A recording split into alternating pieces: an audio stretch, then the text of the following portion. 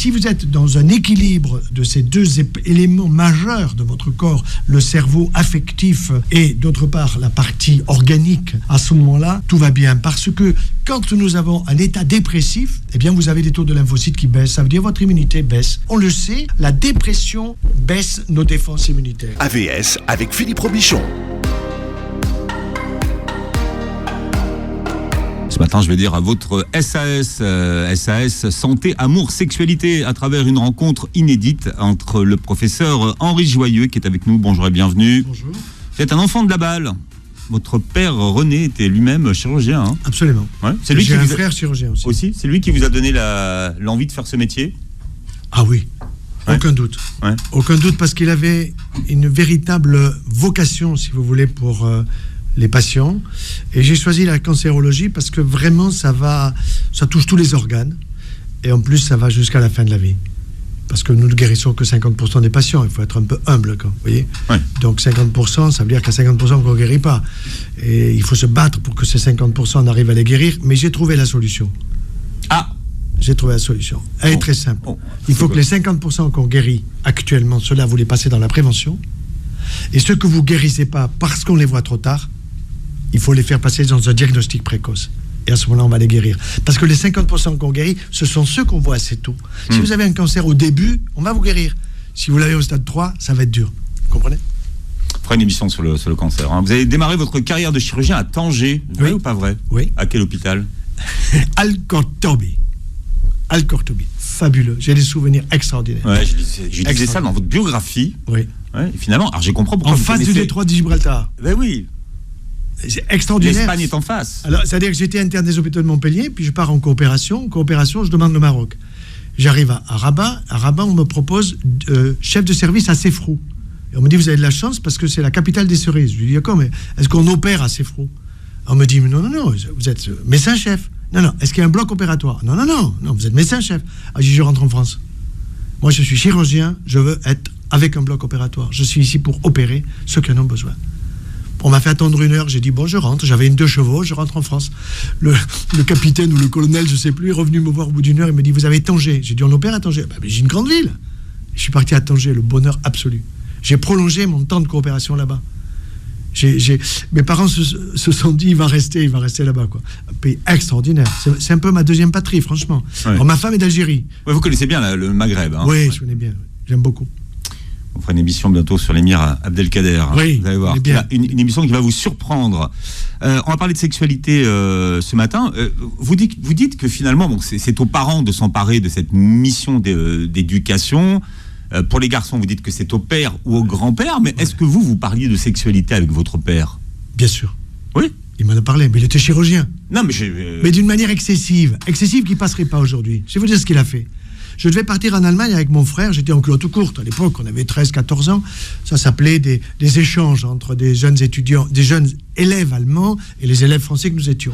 Ouais. Donc c'était dans les années à peu près 58, vous voyez, et ce qu'il fallait, c'était faire passer que les jeunes Allemands et les jeunes Français pouvaient être comme des frangins, comme des copains. Vous voyez. Après qu'il y avait la guerre, on ne nous en parlait pas.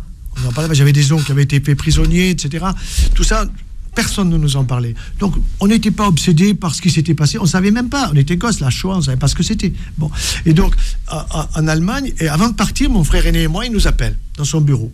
Il nous dit, fermez la porte. Ça veut dire, attention, le paternel, il va dire quelque chose d'important. Alors, il nous dit, il ouvre des bouquins de chirurgie et il nous montre des sexes masculins, bon, facile à reconnaître quand même pour nous, avec des espèces de tumeurs dessus épouvantables. Et il nous dit, voyez les mecs, il n'a pas dit les mecs. Voyez les garçons, les 2 aînés. Hein. Si vous faites les cons et les filles, vous aurez ça. Vous pouvez partir. Oh putain. Circuler. Repos. Bon, alors vous me direz c'est atroce. Non, c'est pas atroce parce que c'est pas si con que ça pour l'époque. Parce qu'à l'époque on disait rien et aujourd'hui on dit pas grand-chose. Avant les années 60, on était avant la libération, libération dite sexuelle. Si vous voulez, il nous en a parlé et puis il parlait beaucoup de ces malades. Moi, à table, j'étais à côté de lui, très souvent on lui téléphonait et je prenais le combiné. Vous savez, à l'époque il y avait le téléphone et puis il y avait le combiné à côté. Et J'écoutais la dame qui racontait ceci, qui racontait cela, qui parlait de sexualité à mon père, qui lui répondait des choses que je pouvais comprendre à peu près ou pas. Puis je dis, papa, elle veut dire quoi la dame là? Elle dit qu'elle a le feu à la nature, ça veut dire quoi? Le feu à la nature. Le feu à la nature. C'est joli. Et alors, on appelle les pompiers quand il y a le feu à la nature? Non, j'ai compris assez vite ce que ça voulait dire, quoi. Parce qu'il m'a expliqué. Ou alors il me disait, je t'expliquerai demain. Ah bon, ça c'est pas bien, ça. Oui, non, mais demain, ça voulait dire, c'est pas pour toi tout de suite. Ouais. Tu peux pas comprendre tout de suite. Mais est-ce qu'on peut dire ça aux enfants, je t'expliquerai demain, quand ils commencent à poser des questions? Aujourd'hui, vous avez raison, ça a énormément changé. Je pense qu'il faut être clair, mais il faut être délicat. Délicat, ça veut dire quoi? S'adapter à l'âge de l'enfant. Et plutôt lui poser des questions que répondre. C'est-à-dire, en posant des questions, il va vous en poser. Vous voyez? Donc, c'est très délicat et je comprends que les parents soient très gênés pour ça, quels que soient les parents, leur culture ou pas. Vous avez des gens qui sont hyper développés, qui ont fait l'X normal sub, ils sont incapables de parler de sexualité. Pourquoi? Parce qu'ils en ont peur et parce qu'ils en ont honte, surtout les mecs. Les mamans parleront d'affectivité davantage. Mais l'affectivité, c'est pas que la sexualité. C'est la sexualité, certainement. Mais si vous voulez, le problème, c'est qu'on va résoudre aujourd'hui la sexualité à un sexe masculin dans un sexe féminin. C'est pas ça. C'est un cœur qui cherche un autre cœur. C'est pas la même chose. Tu avais une expression pour résumer tout ça, il faut pas mettre la charrue avant les bœufs. Oui. Tout à fait. C'est vous. Oui, non, mais vous avez raison. Enfin, les bœufs, ça serait donc la sexualité, la charrue, ça serait l'affectivité. Oui, hein? je pense qu'il ne peut pas y avoir de sexualité épanouie s'il n'y a pas une affectivité. Mais le problème, c'est qu'on éduque sur la balistique sexuelle. Balistique. Vous voyez ce que je veux dire? Oui. Bon, à partir du moment où vous expliquez sur la balistique, les gens ne comprennent pas.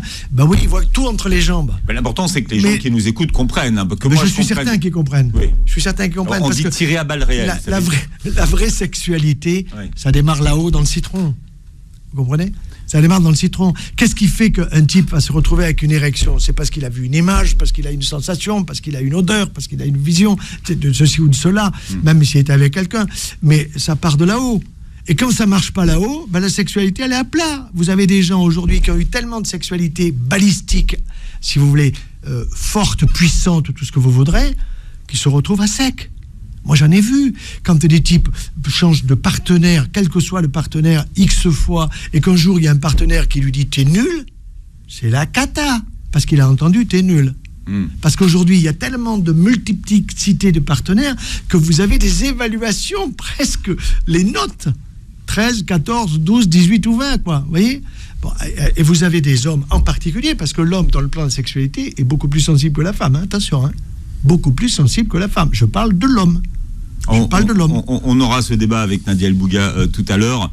Pour vous, tout commence dans les années SIDA en 1982, l'année de la découverte du virus.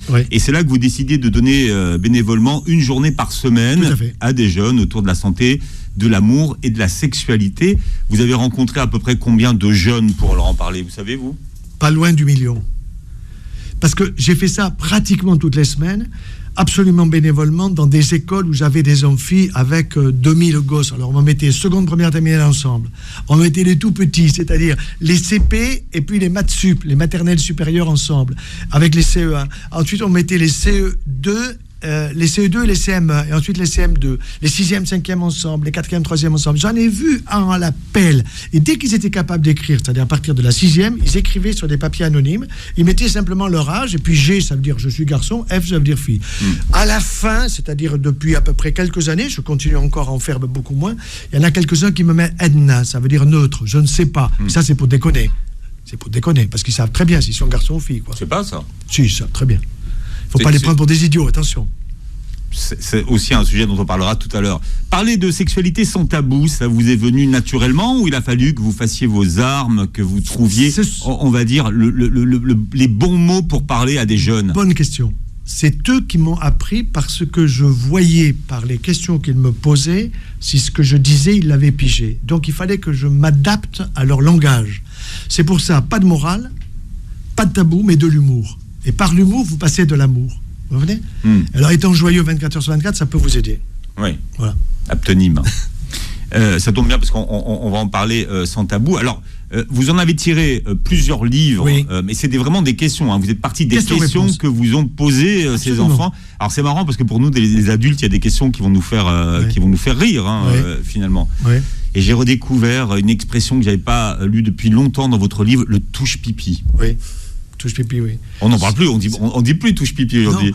Arianis qui réalise l'émission dit encore touche pipi. Non, c'est fini. Vous avez un autre terme, c'est spermé. Oui. Vous le connaissez celui-là? Ah non.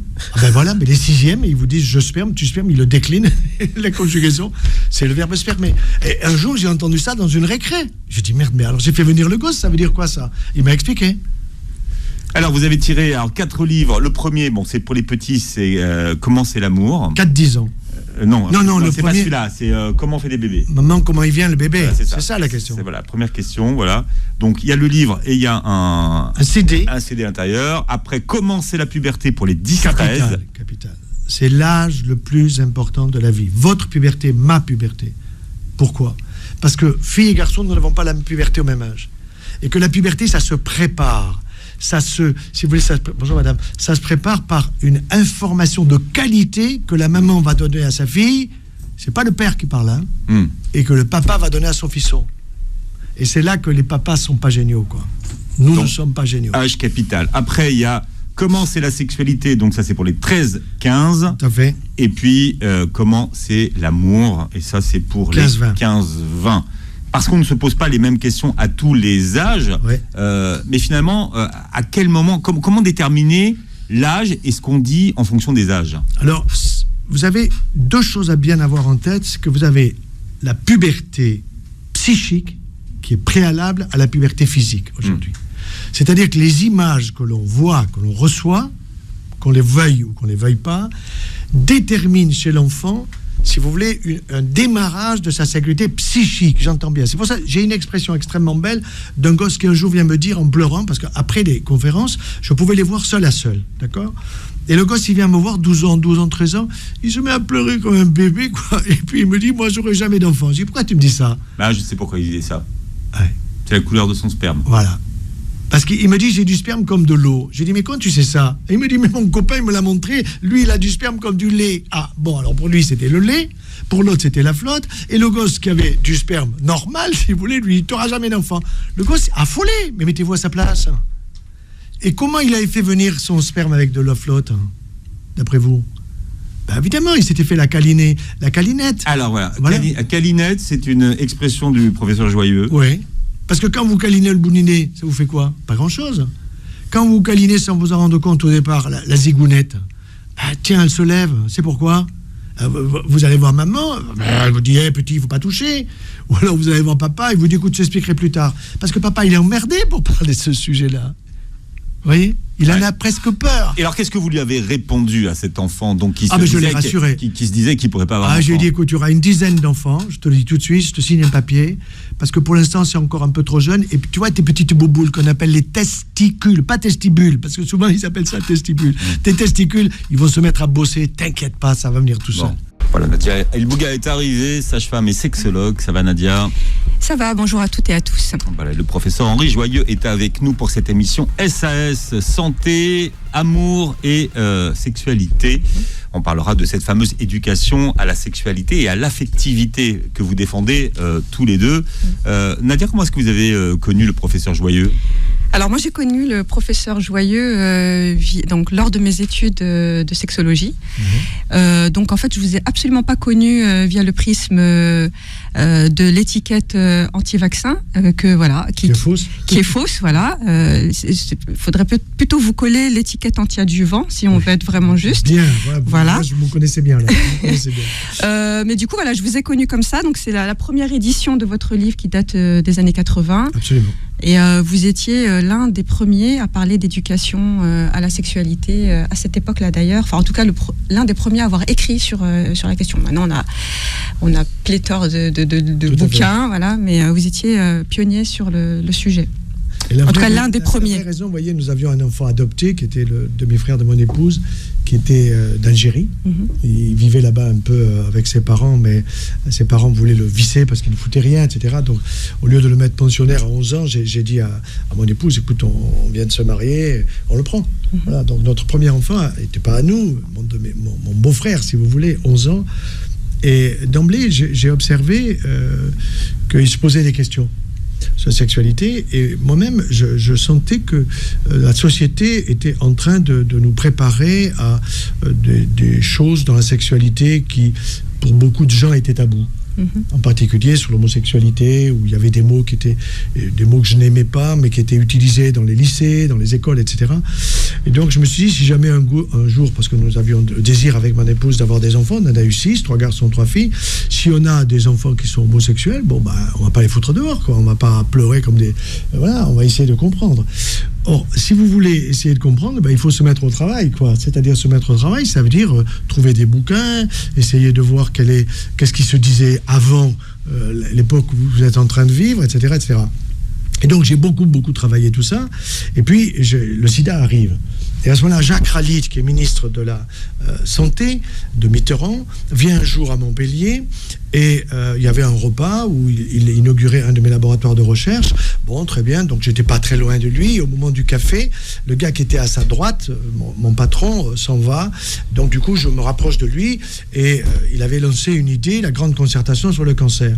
Pour les profs de cancérologie, nous étions 11 en France à être profs. Bon, maintenant il y en a beaucoup. Et... je vais le voir là à côté, puis je me dis, je vais me le payer, quoi. En lui disant, mais qu'est-ce que c'est ça? Nous avons des missions très importantes d'enseigner, de soigner, de chercher, et vous nous enfilez une autre supplémentaire d'aller enseigner le grand public. Mais on est débordé, je lui dis, monsieur le ministre, on a autre chose à foutre, quoi. Ah, il me dit, écoutez, je vais vous expliquer. Il me raconte sa vie, et sa vie va me toucher. Il était le fils d'un ambulancier, et il me raconte que quand il était gosse, il allait souvent à Villejuif amener des malades. Et pour être avec papa, il était dans la voiture. Logique. Bon. Alors, Villejuif, c'est l'Institut, au centre anti-cancer, voilà. L'Institut du cancer. Bon. Et à ce moment-là, il disait à papa, papa, la dame qu'on a amenée la semaine dernière, ou il y a 15 jours, là, elle était en pleine forme quand on l'a amenée, et puis elle revient, t'as vu, elle a plus de cheveux sur la tête. Il comprend qu'il se passe quelque chose. Alors il dit, papa, c'est pourquoi cette dame? Les docteurs, c'est fait pour soigner. C'est lui, en tant qu'enfant, futur ministre de la Santé. Et le papa lui répond, chut, cancer. Chut, cancer. Donc il entend chut, cancer, ça veut dire, il ne faut pas utiliser le mot. Vous voyez? À partir de ce moment-là, il devient ministre de la Santé. Il est dans le domaine artistique et pas dans la santé. Il dit, mais où on en est avec le cancer? Sa première idée ressort. L'enfance ressort chez l'adulte. Et à ce moment-là, il dit, qu'est-ce qu'on sait sur le cancer? Il demande à ses collaborateurs. Les collaborateurs lui disent, écoutez, monsieur le ministre, voilà, on en perd tant, on en sauve tant, la prévention démarre. Prévention? Moi, je veux qu'on en parle à tout le monde. Camarades, je veux qu'on en parle à tout le monde. Bon, il était communiste à l'époque. Bon. C'est un des 4 ministres communistes. Tout à fait, tout à fait. Et bien, en me racontant sa vie, ce ministre communiste va me convaincre, car j'avais reçu sa lettre, j'avais foutu à la poubelle, je le lui ai avoué, et je disais à mes collègues, bon, écoute, tu te couches devant le ministre, très bien, moi j'y vais pas, moi je résiste, je n'y vais pas. Et à ce moment-là, le lendemain, je dis à mes collègues, écoute, je te remplace. Il me dit, mais tu as changé d'avis? Je me dis, mais c'est le ministre, il m'a fait changer d'avis. Il me dit, purée, tu es devenu communiste? Je dis, non, je ne suis pas communiste. mais il m'a fait changer d'avis parce qu'il m'a fait comprendre. Et le soir même, j'étais à Béziers, un amphi comble, je ne sais plus combien de centaines de personnes. Là, question sur le cancer, question sur le sida. Nous sommes en 82. Et à la sortie, un jeune vient me voir. C'était juste au moment où on découvre le virus. Tout à fait. Il faut comprendre. Hein, c'est tout à fait, le virus du sida. Voilà, en 82, on n'avait pas énormément d'informations sur ce que c'était le sida. Absolument. Et alors, ce jeune vient me voir. Et en même temps, il faisait des ravages aux États-Unis. Ça faisait des ravages. Ce jeune vient me voir. Je ne sais pas si c'est un garçon ou une fille. Du coup, je lui demande son prénom. Heureusement, il me dit Philippe. Bon, mais je ne savais pas si c'était un garçon ou une fille. J'avais une difficulté à repérer qui était ce jeune qui venait me voir, qui avait à peu près 18 ans. Bon. Il me dit Philippe, il pleure. L'autre qui était avec lui dit, mais dis-le. Et il me dit, j'ai le sida. Bon. Il me dit, je vais mourir. Je dis, non, vous n'allez pas mourir, vous êtes là devant moi, j'essaye de... Bon. Il me dit, je veux que vous me soigniez. Je lui dis, mais écoutez, excusez-moi, je suis cancérologue, mais moi, je ne soigne pas le sida. Il me dit, oui, mais il n'y a pas de traitement, je vais mourir. Il n'y avait pas de traitement à l'époque. Bon, je dis, écoutez, venez me voir tel jour, telle heure à mon bureau. Je vais le voir, il vient me voir, et là, je lui demande, racontez-moi un peu votre vie. Comment vous êtes arrivé là?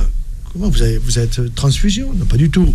Bon, alors il a écrit un bouquin depuis, il n'est plus de ce monde malheureusement, qui s'appelle L'enfer est à vos portes. L'enfer est à vos portes. Il a signé Philippe séropositif. Vous voyez? Bon, très courageusement parce que il a accepté d'enregistrer tout ce qu'il m'a dit, et puis ensuite je lui ai dit tout ça que je tutoyais enregistré, Philippe, il faut que tu l'écrives. Et moi, je te le ferai publier. Et ça a été publié. L'enfer est à vos portes. Évidemment, ça n'a pas été repris par les grands médias, etc. mais ce garçon est mort dans les années à peu près 92, vous voyez, 10 ans plus tard, du sida, bien sûr. Ça a été... Et puis, il m'en a fait connaître.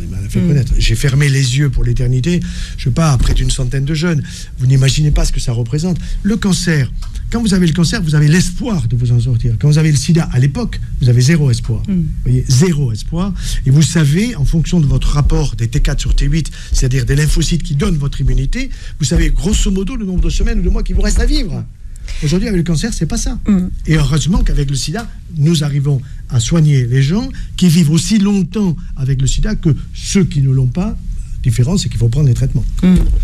Alors oui, justement, ça c'est donc vous en parlez dans votre livre, notamment comment c'est l'amour. Oui, pour les 15-20 ans. Voilà, exactement. Et alors, ce que vous dites là, ce que vous racontez là, c'est quand même c'est le contexte des années 80, 90. Ça a changé.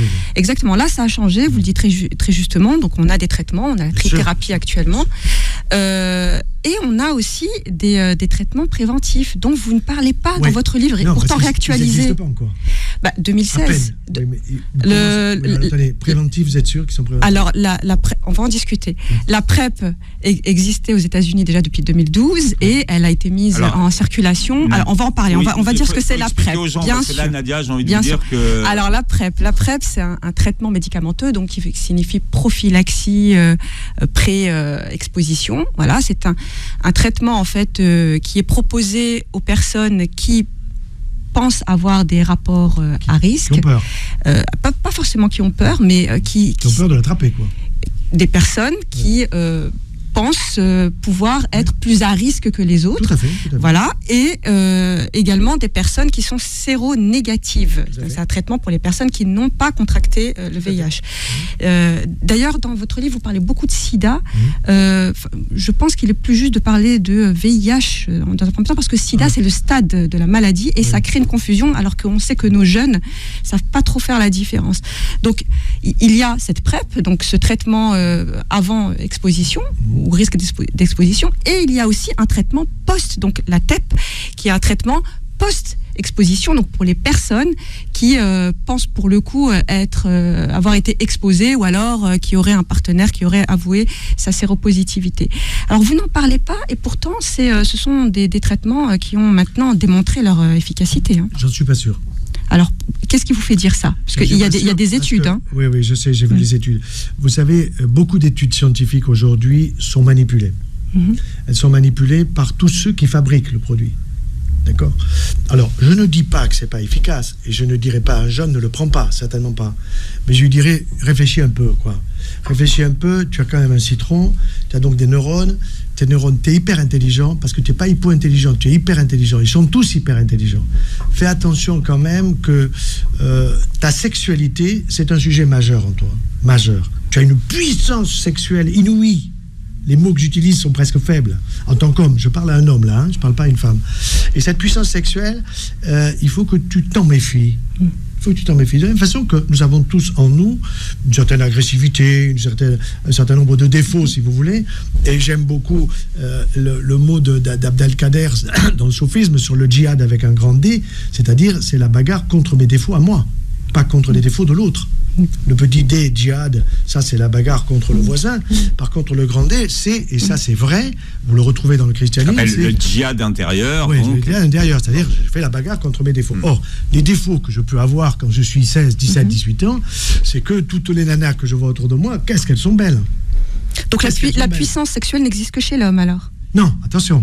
Vous avez la puissance sexuelle qui existe aussi chez la femme, qui est plus d'abord une puissance affective, je dirais, qui peut se transformer en puissance sexuelle, surtout si la femme a été blessée par nous les mecs. Parce qu'attention, que quand une femme a été blessée par des mecs, moi je dis aux mecs, gare-toi. Mais qu'est-ce qui vous fait dire que la puissance sexuelle féminine est d'abord affective? Parce que je crois connaître assez bien le féminin, si vous voulez. Je connais le féminin blessé, je connais le féminin non blessé par nous les mecs, attention. Moi je mets une responsabilité majeure dans notre capacité de blesser le féminin, mais qui est liée au fait qu'on ne nous éduque pas pour le respect de la femme.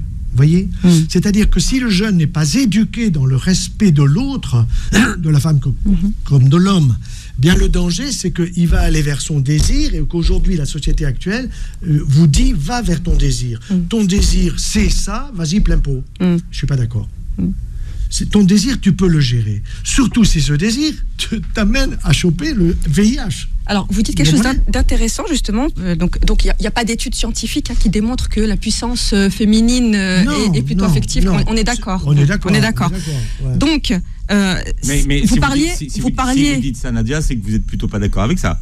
Mais je pense que professeur, désolé, joyeux. Appelez-moi Henri. Voilà. Moi, je vous appellerai Nadia. A compris où je veux en venir. C'est que si effectivement vous avez prononcé un mot très juste, vous avez parlé d'éducation. Donc on sait que la sexualité découle de l'éducation. L'éducation découle. Aujourd'hui, l'éducation. L'éducation découle d'une construction sociale. Donc, qu'est-ce que ça signifie? Que finalement, ces femmes que l'on pense avoir une puissance sexuelle d'abord sur un sous-bassement affectif et ensuite sexuel. Le surbassement. C'est pas surbassement comme vous voulez, c'est qu'on les a construites dans ce sens. Parce que actuellement, on voit bien que les jeunes femmes nous démontrent tout l'inverse. Donc ce que vous dites, c'est ce qu'a dit Freud pendant des années, c'est ce qu'ont dit des personnes avant. Donc si vous voulez, le fond du problème, il n'est pas là en fait. Que l'on ait une puissance sexuelle équivalente aux hommes ou peut-être même plus puissante, qui sait, c'est pas ça la question. Certainement plus puissante. Alors certainement. Plus puissante chez vous. Restons égalitaires déjà, c'est déjà bien. L'égalité, c'est ok, pas de souci. Mais je reviens donc au sujet sur lequel nous étions partis quand même, qui est la prévention VIH/SIDA. Si vous, du coup, vous ne considérez pas ces études qui ne sont pas toutes faites par des laboratoires quand même, elles ne sont pas toutes faites par des laboratoires. Professeur Joyeux, soyons quand même. L'Elia, ça s'appelle l'Elia. Il y a des personnes qui ne sont pas payées par des labos, qui font. Alors, regardons aussi du côté de la sociologie, tout à fait. Qui est fort intéressante sur le sujet. Là, ce que vous avez dit, moi je l'entends parce que j'ai plus de 40 ans, donc j'entends ce que vous dites. Mais un jeune ou une jeune, vous le perdez en cours de route. L'explication que vous venez de me donner, vous le perdez en cours de route. S'il est dans une nécessité, il n'a pas eu cette éducation, il n'a pas eu cette éducation à la sexualité, à l'affectivité, d'accord? Il arrive avec une demande qui est, voilà, j'ai des rapports, je pense être exposé. Que fais-je? Je le traite, bien sûr. C'est-à-dire, vous lui proposez quoi du coup? Je lui propose le traitement. Si déjà il est passé à l'acte, si vous voulez, qu'il a peur d'avoir attrapé, je le traite immédiatement. D'accord. Pas de problème. Mais même s'il n'est pas passé à l'acte et qu'il arrive dans ce contexte. S'il n'est pas passé à l'acte, je vais essayer de le faire réfléchir. C'est quoi l'acte? On va passer peut-être 1 heure à discuter. Je vais le faire rigoler. Je vais essayer de lui faire passer ce que l'on ne lui a pas dit au moment où il fallait le lui dire. C'est ce que j'appelle l'âge le plus important de la vie. Vous voyez? La puberté. La puberté, voilà. C'est là. Alors, c'est très amusant parce que quand je vois énormément de parents, je leur dis qu'est-ce que c'est l'âge le plus important de la vie pour vous? Alors, il y en a qui vous disent quand j'ai eu tel succès, quand j'ai été reçu quand je me suis marié, quand ceci, quand cela. Je dis non, vous êtes complètement à côté de vos pompes, quoi. Alors, je les choque. Et c'est pas mauvais de choquer un peu les gens et de faire rigoler. C'est votre puberté. Vous vous souvenez de votre puberté? Alors, madame, est-ce que quand vos seins, vos glandes mammaires se sont construits, vous vous souvenez, est-ce que c'est la droite qui s'est construite plus rapidement que la gauche? Moi, c'est ma femme qui m'a appris ça, puis j'ai interrogé les femmes. Ah oui, c'est vrai, ça se construit pas en même temps. Et pourquoi il y a des cancers du sein plutôt à droite ou plutôt à gauche, etc. Tout ça, c'est extrêmement intéressant. C'est parce qu'il y a une hormonodépendance. On change de sujet un petit peu. Mais voyez, simplement pour vous montrer l'éducation, l'information. Alors, on va revenir sur l'éducation à la santé, l'affectivité et la sexualité avec 2 canaux aujourd'hui qui sont très importants.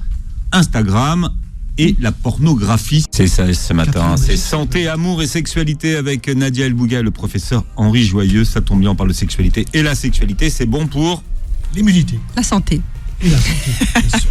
Pourquoi c'est bon pour l'immunité? Expliquez-nous, professeur, quel est le lien entre la sexualité et l'immunité? C'est-à-dire que si vous avez une sexualité épanouie, ça veut dire aussi que vous avez une affectivité épanouie, parce qu'il n'y a pas de sexualité épanouie si le cœur n'est pas en phase avec la partie la plus basse de votre corps. D'accord. C'est pas évident. Donc ça demande, si vous voulez, je ne sais pas s'il faudrait dire le mot expérience, j'en sais rien, je ne sais pas ce qu'il faudrait dire exactement, mais si vous êtes dans un équilibre de ces deux éléments majeurs de votre corps, le cerveau affectif et d'autre part la partie organique, balistique de votre corps, que ce soit homme ou femme, à ce moment-là, tout va bien. Parce que quand nous avons un état dépressif, qui est très souvent lié à une affectivité, sexualité un peu, je dirais, qui se cherche, eh bien, vous avez des taux de lymphocytes qui baissent. Ça veut dire votre immunité baisse. On le sait, la dépression baisse nos défenses immunitaires. Voilà. D'accord, alors là pareil, petit clin d'œil à nos auditeurs et nos auditrices qui sont asexuels, parce qu'il existe des personnes asexuelles. Qu'est-ce que vous voulez dire par asexuel ? Alors, c'est là où il est intéressant de définir sexualité. Parce que, si vous voulez, la plupart des personnes, quand vous parlez de sexualité, ils entendent génitalité. Ah oui, c'est une erreur. On peut, oui. Vous avez raison. Nous le savons tous les deux, mais pas forcément tout le monde. Et donc, c'est intéressant la génitalité pour tout le monde. Parce génitalité, c'est-à-dire, en fait, des relations sexuelles qui ont lieu au niveau du pénis, du vagin. Vous parlez d'une sexualité pénétrative. Pas forcément pénétrative, mais qui a lieu au niveau de la région du bassin. Bas du corps. Voilà. Bas du corps, ça peut être les pieds. Donc vraiment, la région du bassin, du bassin. On peut avoir une sexualité fétichiste. Le bassin, les gens voient ça chaudron. Donc, entre les jambes, disons, ça ira. Voilà. Sortez-moi de là. Voilà. Sortez-moi de là. Mais écoutez, on a dit, on appelle un chat, une chatte, n'est-ce pas ? Tout à fait. Voilà. Donc, les asexuels sont des personnes qui n'éprouvent pas le besoin d'avoir de sexualité génitale. Pour autant, il serait intéressant justement d'analyser leurs anticorps parce que ils n'ont pas de sexualité génitale, mais on a des asexuels romantiques, donc des personnes en fait qui ont une affectivité, qui vivent avec cette affectivité-là et qui peuvent faire toute leur vie comme ça, et pour autant, ils n'en souffrent pas. Donc, il faut qu'on sorte des schémas prédéterminés de la sexualité, c'est bon pour la santé, ça veut dire génitalité, bon pour la santé. Non. Oui. Non, mais moi, je parle de la sexualité au sens large, avec affectivité, bien sûr. Oui. Bien sûr. Alors, est-ce que c'est réducteur et un raccourci de dire, professeur Joyeux, que la non-éducation à la sexualité et à l'affectivité conduit à la consommation du porno chez les ados ? Je réponds oui. Je vais vous dire pourquoi. Quand vous n'avez pas le savoir, vous allez au voir. Et c'est logique. C'est-à-dire que vous n'avez pas une information de papa, de maman, de grand-père, de qui vous voulez, ou de l'école, qui vous donne une information de qualité, au sens où vous vous sentez respecté, informé, et bon, ça va. Vous n'avez pas besoin, si vous allez sur du porno, vous n'irez pas longtemps. D'accord ? Parce qu'on vous a expliqué, le porno, tu vas te faire exploiter. Tu vas te faire exploiter par ton pognon, et tu vas prendre des images qui vont rentrer dans ton cerveau, des images qui ne sont pas la réalité. C'est ce qui est dit d'ailleurs dans le journal le 1er septembre, dans Le Monde, le journal Le Monde, où il y a 2 pages extrêmement intéressantes sur l'éducation à la sexualité sur Instagram et tous les réseaux sociaux, où le porno est en tête partout. Pourquoi les gosses vont-ils sur le porno ? Pour moi, les gosses, ça va assez loin quand même, ça va au moins 18 ans. Bon. Pourquoi ? Parce qu'ils n'ont pas le savoir. Donc, et c'est logique, ils vont en voir, je ne vais pas leur reprocher. Donc, ils vont en voir, mais qu'est-ce que c'est se voir ? Qu'est-ce que c'est se voir ? Voyez ? Bon, est-ce que le voir, les 2 parties du corps qui sont en train de faire joujou et tout ce que vous voudrez, est-ce que ça va éduquer le jeune ? Moi, je vais vous dire, j'ai vu des jeunes femmes, des jeunes filles, qui ont pris des images dans leur tête qui les ont gênés dans leur propre sexualité. J'ai vu des garçons aussi qui, quand ils sont en relation sexuelle avec une femme ou homme-homme, qui sont gênés parce qu'il y a des images qui reviennent. Parce que tout ça, ça va dans notre hippocampe. On a 2 hippocampes, à droite à gauche, 3-4 cm3 de volume. Ça engramme tant que ça peut. Or, nous engrammons des choses absolument vitales pour notre vie. Qu'est-ce qui est vital pour notre vie ? De m'alimenter, d'aimer, ça veut dire y compris la sexualité, et c'est de l'argent, j'ai besoin d'argent pour vivre, acheter mon pain. D'accord ? Donc c'est 3A, si vous voulez. Vous voyez ? Donc ce qui se passe, c'est que qu'est-ce qui va être le plus retenu dans notre vie ? C'est pas ce que je mange, je sais même pas ce que j'ai pris comme soupe hier soir. C'est ce qui va me marquer dans le domaine de l'amour, qui vous démontre que l'amour au grand sens du terme, il y a la sexualité dedans, c'est quelque chose d'absolument vital pour l'être humain. Alors, je vous rejoins sur le fait que effectivement la pornographie induit en fait des comportements et des scripts sexuels. Je suis complètement d'accord avec vous. En revanche, je ne vous rejoins pas sur le fait que la pornographie, ce n'est pas la réalité. La pornographie, c'est la réalité. C'est ce qu'il faut dire aux jeunes, justement. C'est-à-dire que, oui, parce qu'ils vont nous contredire en nous disant, et ils auront raison, que c'est bien la réalité parce qu'il y a bien, alors je vais prendre la pornographie hétérosexuelle, une femme et un homme nus, ce sont des humains réels qui sont derrière une caméra. Oui, c'est la réalité. Par contre, le scénario qui est présenté et qui est donné à voir ne représente pas la réalité sexuelle de monsieur et madame tout le monde. C'est-à-dire qu'on nous impose effectivement des scripts sexuels de plus en plus d'ailleurs hard et de plus en plus poussés, hein, qui sont finalement le fruit de l'imaginaire du réalisateur de ces films porno. Donc le discours de dire ce n'est pas réel en fait n'est plus entendable par les jeunes. Oui, c'est la réalité, mais c'est une réalité construite à qui on demande en fait de répondre à des scénarios. Mais c'est du cinéma, Nadia. Alors c'est du cinéma. La télé-réalité, c'est de la télé. Oui, mais il y a de la réalité. Les jeunes ne retiennent pas c'est de la télé. Ils retiennent que c'est de la réalité. C'est-à-dire que face à eux, ils ont, je ne sais pas, parce qu'on a aussi du porno dans les, on a aussi du porno dans les mangas. Donc si on avait, si vous voulez, le porno des mangas ou des animés comme référence, oui, ce discours, ce n'est pas réel, tiendrait la route. Là, on ne peut pas dire que ce n'est pas réel. Donc pour le déconstruire, il faut partir du fait qu'il est réel. Oui, mais il est filmé. Oui, mais il est réel. Qui c'est qui est filmé ? On est d'accord, on se rejoint, je vous ai dit, sur la question là, mais c'est les termes utilisés en fait qu'on peut perdre les jeunes dans nos explications. Oui, je comprends ce que mais ils font extrêmement attention aux mots, les jeunes. Oui, mais ce qu'il y a, c'est que vous me parlez essentiellement des jeunes qui ont, disons, au-delà de 15 ans, c'est-à-dire le dernier bouquin. C'est quoi l'amour et la sexualité? Non, je vous parle d'enfants. Hein. Oui, non, mais alors quand vous avez des enfants de 13 ans, moi ce que je voudrais, c'est que l'enfant de 13 ans ait été déjà informé depuis l'âge. Comme la jeune fille peut avoir la puberté à 9 ans, pour moi il faut démarrer à 8 ans. Comme le garçon peut avoir la puberté entre 12 et 14, il faut démarrer à 11. La première exposition d'ailleurs au film porno, hein, d'après une des dernières études IFOP, hein, c'est 8-9 ans. Oui, mais est-ce que vous pensez que c'est bon pour leur éducation? Non, mais on se rejoint là-dessus. La question, c'est comment est-ce qu'on peut forger un esprit critique aux enfants par rapport au film porno. Ce que dit une gynéco-obstétricienne de la Salpêtrière, elle le dit dans Le Monde, elle dit ce qu'il faut qu'ils arrivent à comprendre, c'est que c'est pas du réel, elle dit. C'est pas du réel, c'est pas la vérité de l'amour ou de la sexualité. Oui, mais dire ce n'est pas du réel, en fait, c'est ça. Oui. Mais moi, je lui réponds, je ne le connais pas, je ne l'ai pas vu, je lui réponds, madame, vous rêvez. Vous rêvez. L'enfant, il voit ça, il capte ça 100%. Et parce que pour lui, c'est du réel. Oui, c'est précisément ça le problème. Mais tout à fait, vous avez raison. Oui. Ça veut dire, est-ce que c'est bon qu'il aille voir ça? Qui c'est qui fait du pognon sur le porno? Oui, alors... Ce sont des gens qui exploitent nos jeunes. On est d'accord. Parce qu'ils n'ont pas le savoir. On est d'accord. Sauf que, si vous voulez, à l'heure actuelle, on n'a pas la main sur les geeks qui gèrent tout ça, d'accord? On sait que ça brasse des milliards. On est d'accord. J'ai invité Ovidie, qui est une ex-actrice de film porno, qui connaît très bien le milieu et qui a fait donc un documentaire qui s'appelle Pornocratie sur la question, et on voit vraiment les coulisses de cette industrie, parce que c'est une industrie avant toute chose colossale. On est d'accord. Mais là où je veux, là où c'est important à mon sens, c'est que de toute façon, maintenant en 2021, on n'empêchera pas les jeunes d'accéder. Malheureusement, tant que les États n'auront pas pris à bras le corps cette question, on n'empêchera pas les jeunes en un clic d'accéder à toutes les formes de pornographie possibles. Donc la question, elle n'est pas de je suis pour ou contre la pornographie, elle est sur le fait que cette pornographie est présente. Donc maintenant, comment on peut utiliser cet élément-là pour asseoir l'éducation à la sexualité. Partir peut-être parce qu'on a des enfants qui nous posent des questions qui ne sont pas celles des années 70 et 80.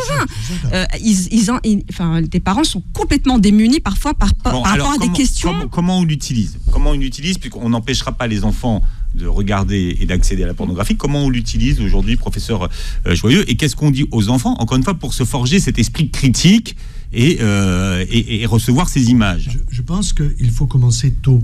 C'est pour ça que je disais, l'âge le plus important, c'est la puberté. C'est-à-dire que quand vous sentez la puberté de votre enfant qui se construit physiquement, sachez que ça a déjà démarré dans sa tête psychiquement. Donc ça veut dire qu'il faut avoir parlé avec cet enfant, la maman avec sa fille, un peu le papa, il y a des choses que le papa peut dire, effectivement, que la maman peut pas dire, et la maman peut dire des choses à son garçon, et le papa peut dire des choses à son garçon qui sont différentes. C'est pour ça d'ailleurs que dans les bouquins que j'ai écrits, vous avez papa qui répond, maman qui répond, qui ne répondent pas la même chose. Donc ça, c'est extrêmement important. Donc, si vous voulez, je pense Mais qu'est-ce qu'on dit aux enfants? C'est ça. Donc vous commencez à parler de pornographie à la puberté? Bien sûr. Pas avant. Mais ça dépend quel âge. À 8 ans, je peux lui en parler. Je veux dire, ma fille, à l'école, on peut te raconter de ceci, de cela, sur ton téléphone portable, tu peux voir des choses. Je vais t'expliquer pourquoi tu as des images comme ça. C'est parce que on ne t'a jamais parlé, mais moi, je suis ta maman, moi, je suis ton papa, je vais t'expliquer ces choses-là. Bon. Ça veut dire qu'il faut mettre de la distance à cet enfant par rapport à ce qu'il peut aller voir. Il ne s'agit pas de lui dire, je t'interdis d'aller le voir. Parce que plus vous allez mettre d'interdit, plus il va y aller. Évidemment. D'accord. Bon. L'important, c'est que vous êtes là pour aider cet enfant à construire, je dirais, sa sexualité au sens large. C'est pas sa relation sexuelle. Ça, c'est une PrEP, justement. C'est une prophylaxie pré-exposition. Oui, c'est une PrEP, mais c'est pas un comprimé. Non, on est d'accord. C'est une PrEP psychique. C'est une information. Mais oui, mais c'est vachement important. C'est ça l'essentiel. Donc, le message essentiel, c'est justement d'être dans la prévention. C'est d'être dans la prévention. Et vous le dites d'ailleurs, c'est en filigrane dans vos différents... Ça, c'est mon métier de cancérologue qui fait que je suis... Maintenant, j'ai arrêté le bistouri étant donné mon âge, mais je suis dans la prévention jusqu'au cou. C'est-à-dire, si vous voulez avoir un cancer à l'estomac, demandez-moi comment. Je vous dirai comment avoir un cancer à l'estomac, comme Bernard Tapie, par exemple. Oui. Alors après, après professeur Joyeux, justement, autre chose également. Alors effectivement, on doit être dans la prévention. En revanche, ne doit-on pas parler aussi de sexualité, enfin je dis même de façon primordiale de sexualité en termes positifs? Bien sûr. Et pas uniquement sous le prisme de la prévention, du risque. Non, mais il ne s'agit pas de parler de choses dangereuses. Il faut parler que du positif. Tu es en train de construire ton corps, tu es en train de construire ton cœur. L'enfant comprend ça, le cœur. Un jour, il y a une petite fille, j'avais fait un concours. Vous alliez, les enfants, me dire qu'est-ce que c'est l'amour. D'accord ? Et vous allez écrire sur un papier. Et puis il y en a un qui aura le prix, avec un joli cadeau. Bon. J'avais fait ça avec les adultes. Vous savez qui c'est qui a gagné le prix? C'est une petite de 10 ans. Qu'est-ce qu'elle a écrit? Elle a écrit l'amour, c'est se dire des secrets. Bon, alors qui c'est qui a écrit ça? La petite, elle a écrit, elle est venue parce qu'elle n'avait pas signé. Bon, j'ai dit, c'est quoi les secrets? Où sont tes secrets? Elle me fait là, le cœur. Vous demandez à un garçon, où sont tes secrets? Je te fais là. Pas tous, Vous avez des garçons qui utilisent... Là, vous montrez la tête, on fait de la radio, professeur, donc c'est pour expliquer aux gens. D'accord. Vous avez montré votre cœur, pour la petite fille et la tête. Et donc, en réalité, vous avez des secrets de l'esprit, des secrets du cœur, et puis je leur dis, et les secrets du corps, ils sont où? Alors, le fils du pneumologue, il vous dit les poumons. D'accord? Le fils de l'orthopédiste, il vous dit les os, les secrets dans le corps. Et puis il y en a un qui vous dit le sexe. Vous le faites applaudir. Et oui, est-ce que tu montres ton sexe à tout le monde? Non, quand tu vas faire pipi, quand tu vas aux toilettes. Vous lui faites passer le message de respect de son propre corps et de son intimité. Qu'est-ce qui est intime en nous? Alors Nadia, non, on s'est terminé. Je voulais juste dire que je redonne rendez-vous au professeur Joyeux parce qu'on n'a pas abordé la question du genre qui est fondamentale et donc il faut qu'on se retrouve de nouveau pour pouvoir échanger sur le thème. On pourra parler du genre, Nadia. D'accord, quand vous aurez vidé de Paris, de ses bouchons, alors... Vous avez lu le livre d'Esther Pivet sur le genre fabuleux? Non, je ne l'ai pas lu. Et comment il s'appelle, professeur, pour tout le monde? Esther Pivet. C'est Pivet, P-I-V-E-T. Bien, vous réécoutez l'émission en podcast sur beurrefm.net. Vous voyez cette vidéo sur notre chaîne YouTube. Merci Nadia. Je vous dis à mardi, professeur Joyeux. Vous revenez quand vous voulez. Très belle journée. Santé sur Beurre FM.